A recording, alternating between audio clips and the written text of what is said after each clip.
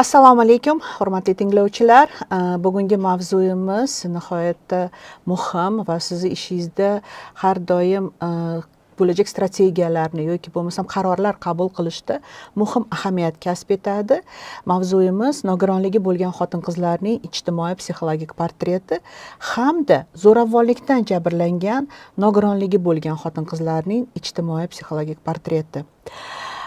Maqsadimiz mana shu leksiya davomida, ya'ni mashg'ulotimiz davomida nogironligi bo'lgan xotin-qizlarning ijtimoiy psixologik xususiyatlarini tushunish. Umuman nogironligi bo'lgan xotin-qizlar ularni psixologik holati qanday, ijtimoiy holati qanday, tashqi ta'sirlar natijasida ular qanday holatga tushib qoladilar. Bundan tashqari zo'ravonlikka uchragan holatda ushbu portret qanday o'zgaradi va mana shu ta'sirlar, zo'ravonlik ta'sirida shu ayolda qanday o'zgarishlar vujudga keladi, bularni tahlil qilamiz va albatta sizlar mutaxassislar sifatida xavf omillari va himoya resurslarini aniqlashingizga yordam beruvchi tavsiyalarni o'rganib chiqamiz. Bu mavzuning ahamiyati haqida yuqorida ham aytib o'tdim. Nima uchun zarur aynan bu mavzuni o'rganish? O'zingiz ham o'ylab ko'rishingiz mumkin. Sababi ijtimoiy psixologik portretni tasavvur qilish va uni anglash o'sha zo'ravonlik holatini oldindan erta aniqlashga yordam beradi. Siz ishlaydigan ijtimoiy jihatdan zaif aholi qatlamining 12 toifasi har biri o'ziga xos xususiyatiga ega. Va ana shu xususiyatlarni e'tiborga olish juda ham muhim. Sababi siz taqdim etadigan xizmatlar ularni ehtiyojlari, ularni o'sha o'ziga xosligidan kelib chiqishi kerak bo'ladi. Shundagina ular natija beradi. Agarda biz mana shu portretni aniqlamasak, uni to'liq anglab olmasak, biz zo'ravonlikni aniqlashda ham qiynalamiz. Noto'g'ri ayblab yoki bo'lmasam stigmatizatsiya qilib qo'yish ehtimoli bor va undan qochishimiz kerak bo'ladi. Bundan tashqari mana shu mavzuni o'rganish sizlarga individual va samarali yordam ko'rsatish uchun asos bo'ladi. Chunki ilmiy tadqiqotlar shuni ko'rsatadiki, nogironlik umuman va ayniqsa jinsga asoslangan omillar, biz ayollar haqida so'z yuritamiz, ikkalasi birlashganda ularning zaifligi yana ham ortadi va bu holatda zo'ravonlik xavfi yana ham kuchayadi. Demak, birinchi bo'lib siz o'zingizga savol berib ko'rishingiz kerak bo'ladi. Ijtimoiy psixologik portret o'zi nima? U nimalardan tarkib topadi? Ijtimoiy psixologik portret deganda nimani tushunishimiz kerak? O'ylab ko'ring, o'zingizga shu ijtimoiy psixologik portret haqida qanday ta'rif bergan bo'lar edingiz? Va keling ana shu ta'rifni birgalikda ko'raylik. Ijtimoiy psixologik portret bu o'sha siz ishlaydigan har bir guruhni oladigan bo'lsak, biror ijtimoiy guruh yoki qatlam yoki aynan biz bugun ko'radigan o'sha shaxs, ayol kishi nazarda tutiladi bugungi darsimizda.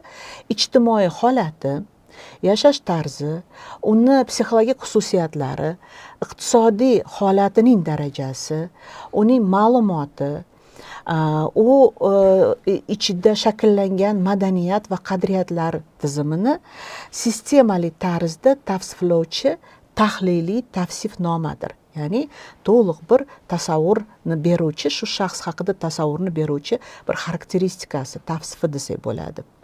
Bunday ijtimoiy psixologik portretni yaratish, tasavvur etish nima uchun kerak?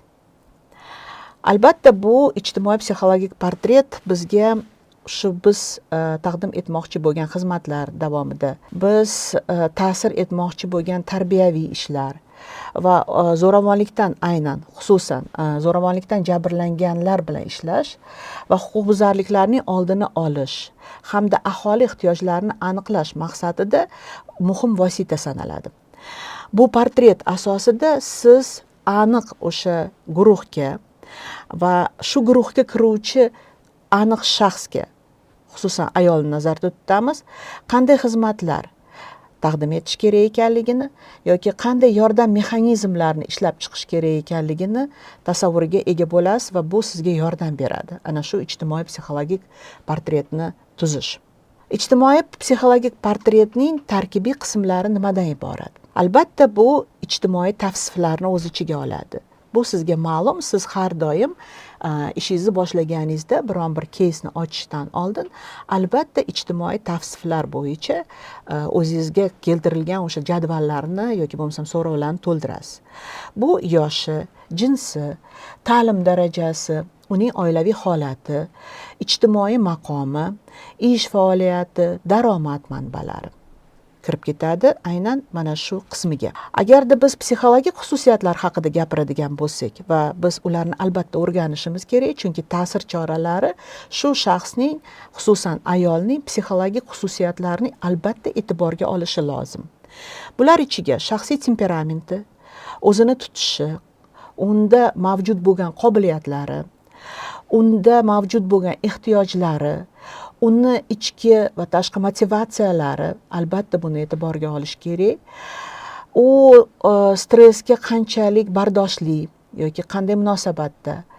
Bundan tashqari u qaror qabul qilish uslubi qanday? O'zi qaror qabul qilishga qobiliyatiga egami yoki yo'qmi? Mana shu tavsiflarni o'rganib chiqishimiz kerak bo'ladi.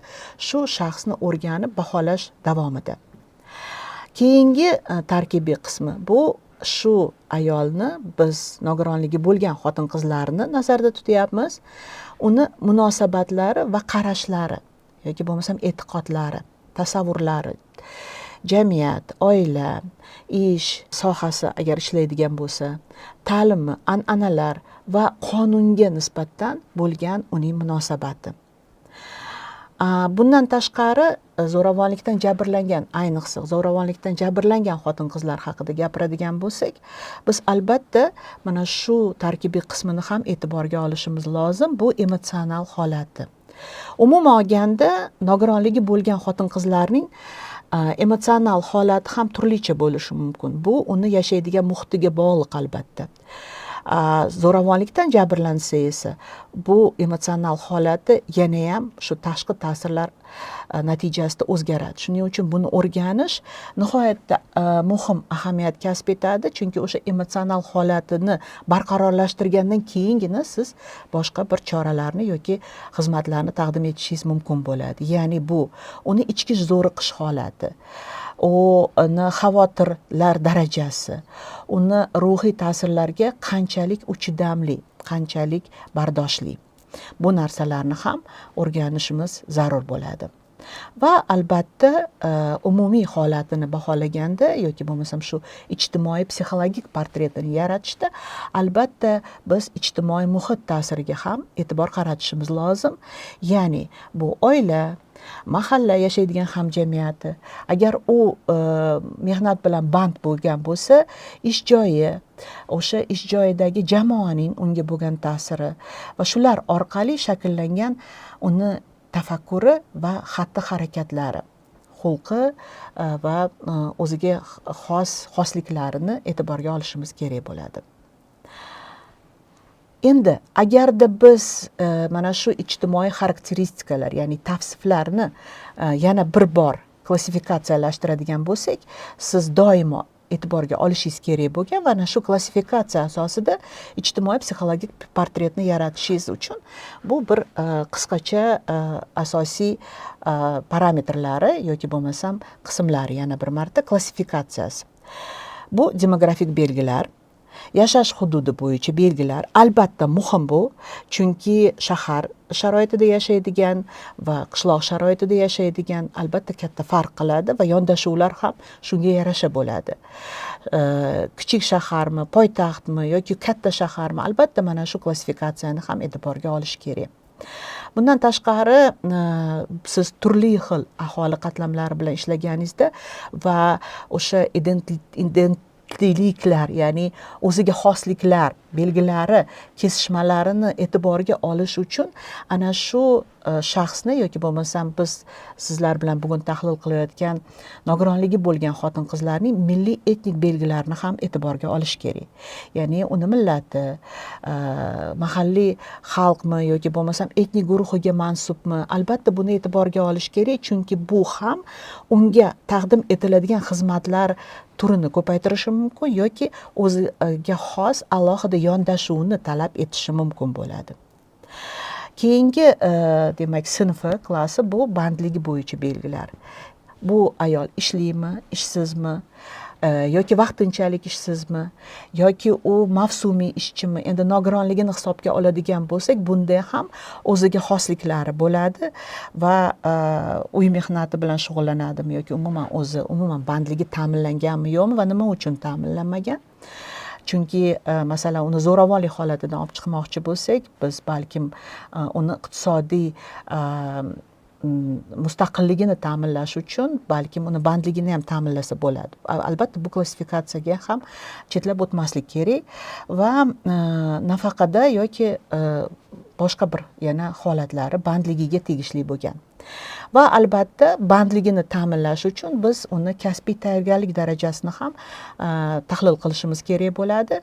Ya'ni u diplomi bormi, bunday diplomlar bilan uni hozirgi faoliyati bog'liqmi, bir kasbga egami yoki kasbga ega emasmi, yoki yangi kasb egallanishi talab qilinadimi? Mana shu kabi belgilardan ham foydalanish mumkin xizmatlarni taqdim etishdan avval va individual xizmatlar rejasini tuzishdan avval. Albatta bular nihoyatda muhim. Endi keling birgalikda mana shunday bir savolga javob beramiz. Nogironligi bo'lgan xotin-qizlarning ijtimoiy psixologik portretiga biron bir misol yoki bo'lmasam alohida kategoriyalar bo'yicha tasavvur qilib ko'ramiz. Ya'ni o'z oldimizga nogironligi bo'lgan xotin-qizlar qanday ijtimoiy psixologik xususiyatlarga ega bo'lishi mumkin? Boyagi yuqorida sanab o'tilgan klassifikatsiya va ijtimoiy psixologik portretning tarkibiy qismlaridan kelib chiqib. Uning uchun biz sizlar bilan quyidagi jadvalni здесь надо будет остановиться. Да, там была, да. Да. Aha, kirib ketmang.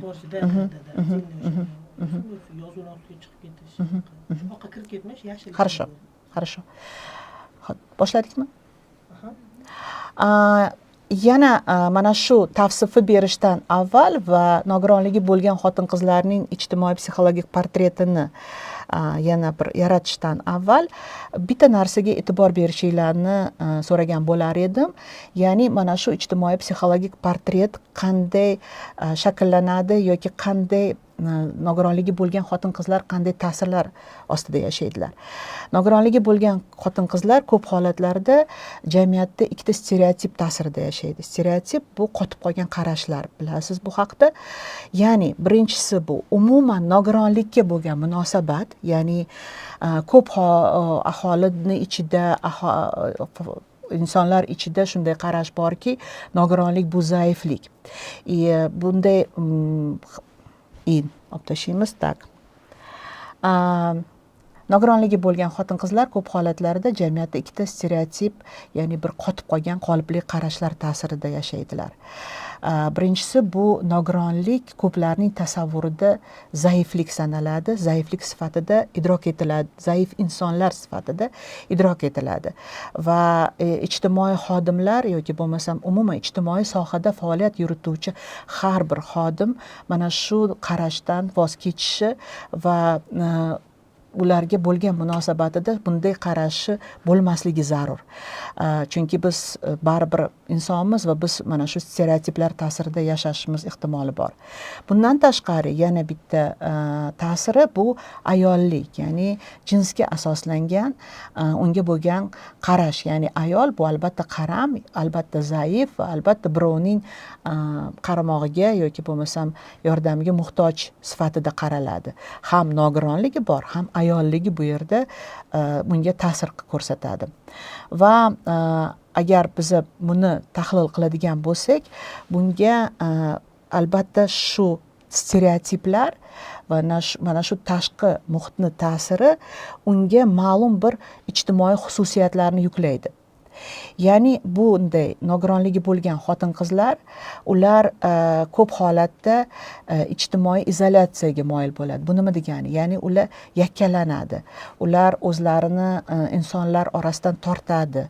Chunki o'zlarini tashqi ko'rinishi yoki bo'lmasam mavjud nuqsonlaridan xijolat tortib, uyalib ko'proq yakkalanadi va o'shaning uchun izolyatsiyaga moyil ijtimoiy insonlar ichida o'zini yakkalaydi. Yoki bo'lmasam ularni ta'lim va mehnat bozorida imkoniyatlari cheklangan, chunki o'sha mavjud nuqson yoki bo'lmasam nogironligi uni to'laqonli biron bir kasbni egallab yoki bo'lmasam mehnat qilishiga to'siq bo'ladi deb ham o'zlari ishonadi, ham atrofdagilari shunday tasavvurga ega bo'ladi va bu xususiyatlarni ham e'tiborga olishimiz kerak. Nogironligi bo'lgan xotin-qizlar bilan ishni boshlashdan avval. Bundan tashqari albatta e'tiborga olishimiz lozim bo'lgan jihat bu iqtisodiy qaramlik ehtimolining yuqoriligi. Chunki ular kasbga ega bo'lmasa, band bo'lmasa, ularni nogironlik darajasi og'ir, murakkab bo'lsa, ular iqtisodiy qaram bo'ladi o'sha vasiylardan yoki uni parvarishlovchilaridan.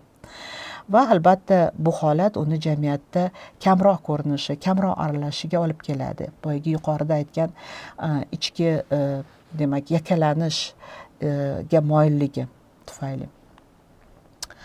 Endi agar psixologik xususiyatlarga yana bir to'xtaladigan bo'lsak, bu holat boyagi yuqorida ta'riflab o'tgan ta'sirlari, ya'ni zaifa deb qarash unga yoki bo'lmasam uni yakkalanishi, muloqoti kam bo'lishi, iqtisodiy qaramligi albatta uni psixologik xususiyatlariga ham ta'sir qiladi va uni o'z-o'ziga ishonchini pastligiga olib keladi. Ular o'zlariga ishonmaydilar, qadr-qimmatlarni juda ham past baholaydilar.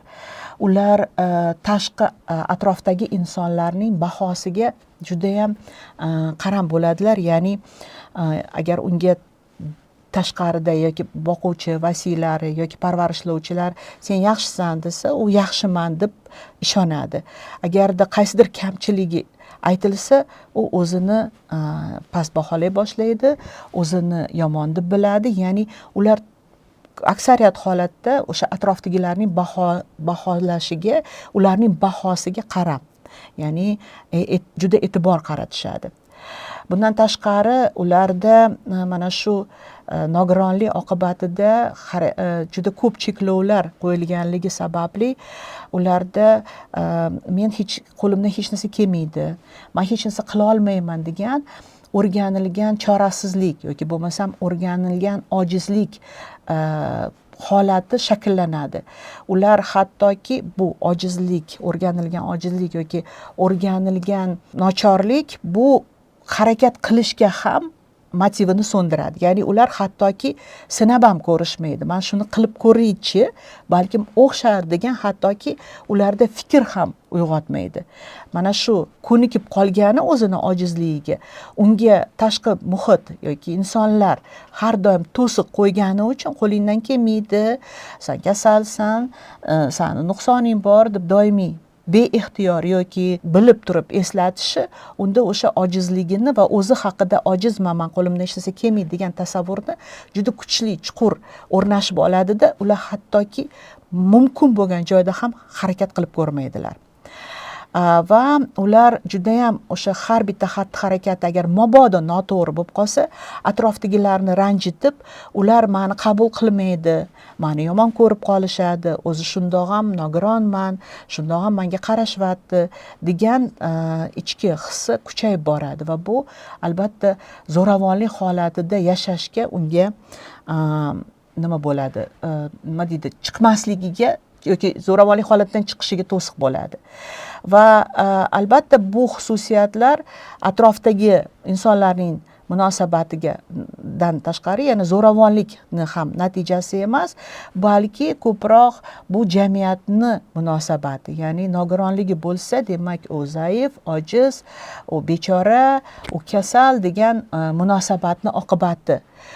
Hali zo'ravonlikka uchramasdan oldin yoki zo'ravonlik holatida ekanligini anglamasidan oldin nogironligi bo'lgan xotin-qizlar mana shunday psixologik xususiyatlarga ega bo'ladilar.